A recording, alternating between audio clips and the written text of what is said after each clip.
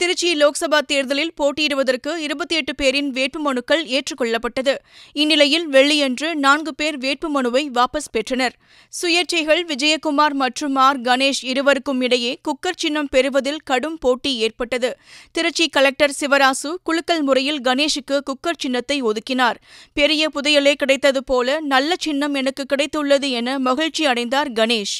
இந்த சின்னத்தை விரும்பி கேட்கணுங்கிறதுல மக்கள் வீட்டில் அன்னாடும் பயன்படுத்தி கொண்டு இருக்கும் கேஸ் சிலிண்டரின் இணைப்பாக உள்ள குக்கர் மக்களுக்கு நல்ல மனதில் நிற்கும். அதற்காகவே அதை விரும்பி கேட்டுக்கொள்ளப்பட்டது. என் உயிரினும் மேலான அன்பு உடன்பிறப்புகளே, செய்வீர்களா? நீங்கள் செய்வீர்களா? அத்தனை கட்சி கூவி அழைச்சு இன்னைக்கு கூட்டணி சேர்த்திட்டு இருக்காங்க. யுத்தம் செய்ய மாட்டேன்னு போயிட்டேன்னு சொன்ன உடனே கோவலைன்னு சொல்லுவாங்க.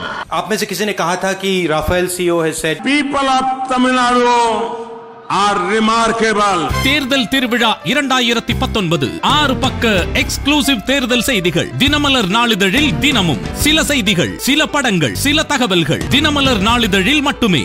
தினமலர், உண்மையின் உரைக்கல்.